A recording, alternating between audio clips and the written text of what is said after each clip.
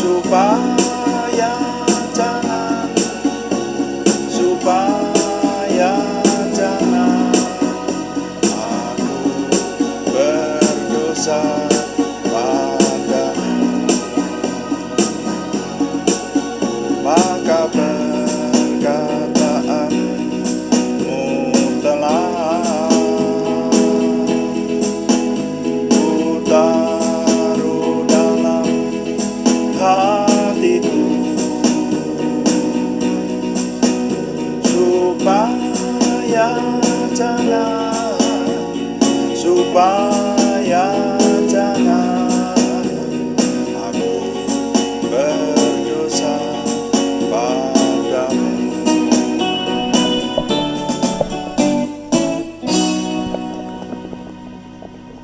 Bapa, kami mengucap syukur untuk doa malam hari ini. Tuhan memberkati kami. Kami mempersembahkan doa malam ini sepenuhnya dalam tangan Tuhan. Tuhan yang memberkati sehingga semua yang kami persembahkan menjadikan nama Tuhan dimuliakan, kami semua diberkati. Dalam nama Tuhan Yesus Kristus kami berdoa. Amin. Selamat malam Bapak Ibu Saudara sekalian yang sudah bersama dengan kita di sini dalam doa malam hari ini. Doa malam melalui online ini diadakan secara iman Kristiani dengan dasar keyakinan kepada Tuhan Yesus Kristus, Yeshua HaMashiach, Juru Selamat dunia, Imam Besar Agung kami. Dan firman Tuhan yang didokumentasikan dalam kitab suci Perjanjian Lama serta Perjanjian Baru menjadi pegangan kami, menjadi pegangan kita sekalian. Saudara, doa malam ditujukan juga untuk menjawab pertanyaan. Karena itu kalau ada pertanyaan rohani dari saudara seiman yang ingin supaya dijawab oleh kami, silahkan dikirimkan kepada kami, nanti akan kami coba jawab seperti yang sudah-sudah menjadi tema-tema dalam doa malam kita. Dan doa malam juga sering digunakan juga untuk mencermati apa-apa yang terjadi pada zaman kita ini. Seperti misalnya ada peperangan, itu kita mencermati peperangan itu ditinjau dari sisi firman Tuhan bagaimana. Kemudian ada kemarau panjang ya kemarin, itu ditinjau dari sisi firman Tuhan bagaimana seharusnya kita bersikap. Nah, saudara, kali ini belum ada pertanyaan yang masuk. Jadi kami ingin mengajak Bapak Ibu Saudara sekalian mencermati firman Tuhan. Renungan malam hari ini judulnya Pasangan yang Seimbang. Nah, ini berdasarkan pengalaman pelayanan saya, merupakan sebuah kerawanan dalam bidang pasangan, saudara ya. Seringkali banyak orang dijumpai karena masalah pasangan hidup, maka kemudian imannya hancur. Nah, oleh karena itu bagaimana kita mencermatinya? Mari kita baca firman Tuhan dalam 1 Korintus pasal 6 ayat 14. 1 Korintus pasal yang ke-6 ayat yang ke-14. Firman Tuhan, janganlah kamu merupakan pasangan yang tidak seimbang dengan orang-orang yang tak percaya. Sebab persamaan apakah terdapat antara kebenaran dan kedurhakaan, atau bagaimanakah terang dapat bersatu dengan gelap. Nah, berbicara mengenai pasangan hidup, saudara sekalian, ini sebetulnya tidak bisa dibicarakan dalam waktu singkat dan poin-poinnya ada banyak. Tapi sore hari ini kami ingin mengambil poin kecil, ya hal kecil, yaitu tentang pasangan yang seimbang. Nah, jadi kalau kita mencermati berbicara mengenai pasangan hidup ini saudara, saya punya pengalaman dipercaya untuk mengajar mengenai perkawinan dan keluarga Kristiani. Itu hampir diktatnya hampir 100 lembar hampir 100 lembar, halaman setengah folio itu saudara ya. Jadi cukup banyak. Nah, tapi kalau kita mencermati satu hal kecil ini saja, maka sejak perjanjian lama Tuhan itu cukup keras mengatur tentang perkawinan.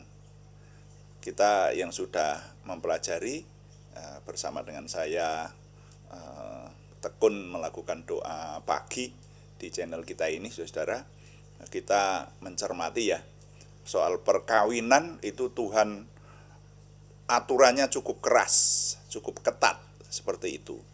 Nah, ada banyak contoh-contoh ya. Ada orang yang dipilih Tuhan, bahkan orang dipilih Tuhan ya, seperti Simpson, tapi dia sembarangan dalam soal mencari pasangan hidup, dalam soal perkawinan, maka hidupnya hancur. Justru yang menyebabkan kunci dia kehancurannya adalah karena perkawinannya yang sembarangan. Dan ini menurut pengamatan saya berlaku sampai hari ini. Jadi kalau ditinjau dari sisi keimanan,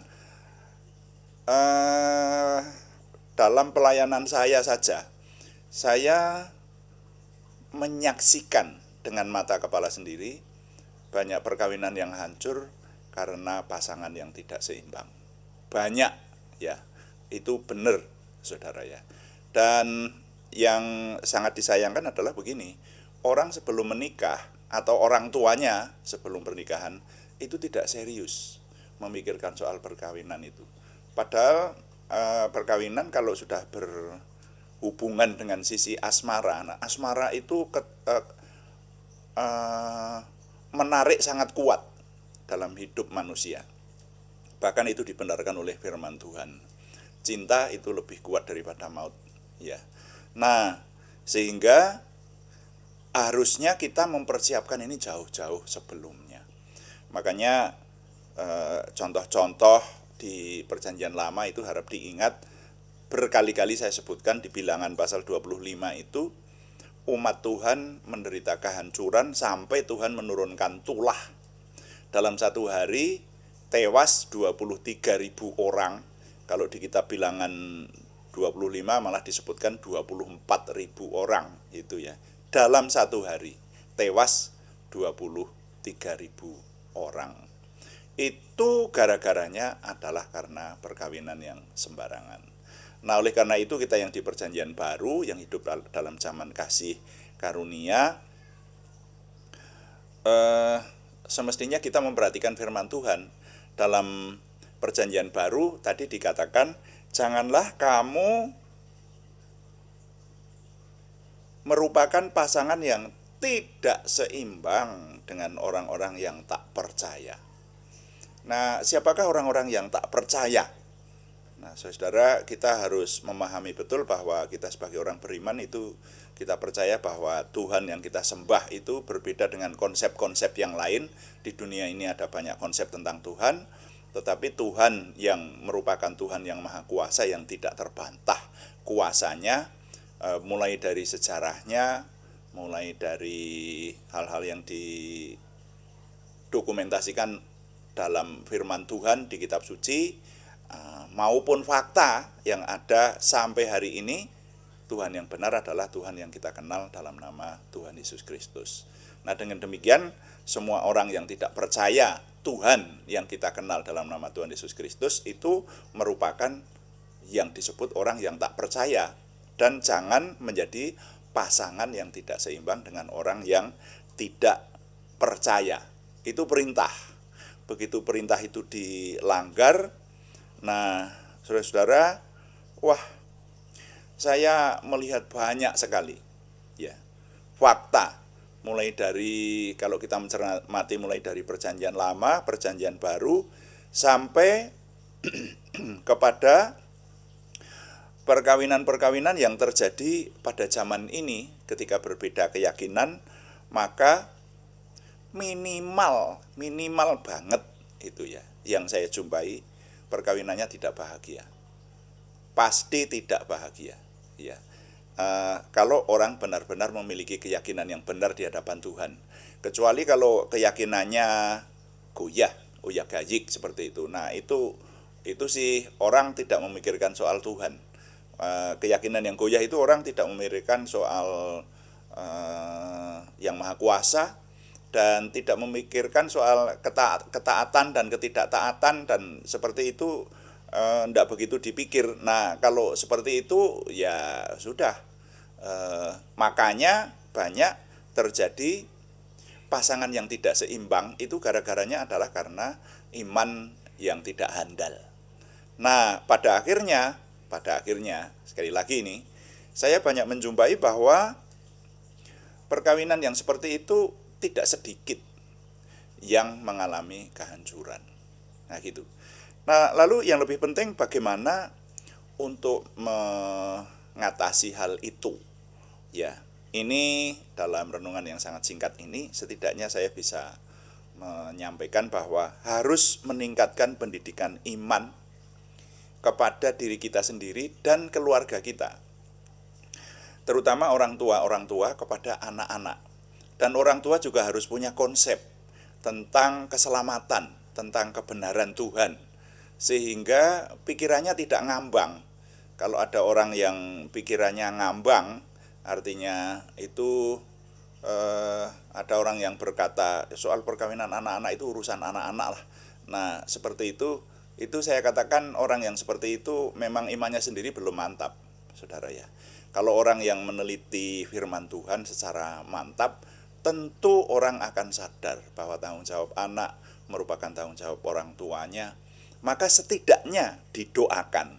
Jadi pertama didoakan, yang kedua meningkatkan kemajuan iman baik kita sendiri maupun anak-anak kita, dan itu pakai usaha, saudara, tidak bisa instan.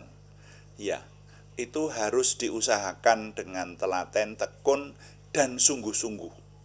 Jadi menggumulkan soal pasangan, terutama bagi anak-anak kita, itu merupakan pergumulan yang sungguh-sungguh. Tidak bisa sambilan, tidak bisa sembarangan seperti itu. Ya, karena apa? Karena pasangan yang tidak seimbang pada akhirnya menimbulkan ketidakbahagiaan. Serius ini saya berkata seperti ini. Menimbulkan ketidakbahagiaan atau bahkan kehancuran dari keluarga. Nah, karena itu kalau ada saudara yang menghendaki konseling dalam hal ini atau diskusi dengan kami, silakan menghubungi secara jaringan pribadi, saya terbuka. Ya, baik mendoakan maupun mendiskusikan sehingga mencari solusi-solusi terbaik. Dimungkinkan kalau ada hal-hal tertentu yang masih bisa didiskusikan atau kasus-kasus tertentu yang terjadi yang biasanya itu orang tua jadi kebingungan kalau anak-anaknya sudah mulai membina hubungan. Nah, ini memang kewajiban orang tua tidak mudah. Pertama mendoakan, yang kedua meningkatkan pendidikan iman baik diri sendiri maupun keluarga, terutama anak-anak cucu kita, seperti itu. Nah, jadi dalam waktu singkat ini, renungan yang berjudul Pasangan yang Seimbang, saya boleh mengimpartasikan nilai, bunyinya demikian: didik keteguhan iman kita dan keluarga kita supaya tetap setia kepada Tuhan Yesus Kristus. Didik keteguhan iman kita dan keluarga kita supaya tetap setia kepada Tuhan Yesus Kristus. Tuhan dipuji. Amin. Mari kita melayani Tuhan dengan doa. Kita berdoa sesuai dengan yang Tuhan ajarkan melalui firman-Nya. Tuhan, berkatilah kami dengan berlimpah-limpah, perbuatlah sesuatu yang besar dalam hidup kami, dan itu jelas berasal daripada-Mu. Tambahkanlah pengaruh dan kesempatan kami bagi-Mu, berikanlah kami suatu perasaan akan hadirat-Mu dan petunjuk-Mu senantiasa, jagai dan lindungilah kami, supaya tidak jatuh dalam perangkap setan. Dalam nama Tuhan Yesus Kristus kami berdoa. Amin. Demikian doa malam hari ini, saudara-saudara sekalian. Kami terus memberitahukan bahwa doa malam dilaksanakan setiap hari, Senin sampai Sabtu, saudara ya. Pada jam 6 atau jam 18 waktu Indonesia Barat. Ada juga doa pagi yang diadakan setiap hari pada hari-hari yang sama. Setiap jam 5 pagi. Banyak yang setia mengikuti, terima kasih kepada yang setia dan juga memberikan dukungan kepada kami. Kami tetap mengharapkan dukungan Anda, setidaknya dukungan doa. Terima kasih yang belum berikan subscribe, berkenan memberikan subscribe, like, komen, dan share, bagikan kepada teman-teman lain, sehingga lebih banyak lagi yang diberkati bersama dengan kita. Selamat malam, Tuhan memberkati, amin.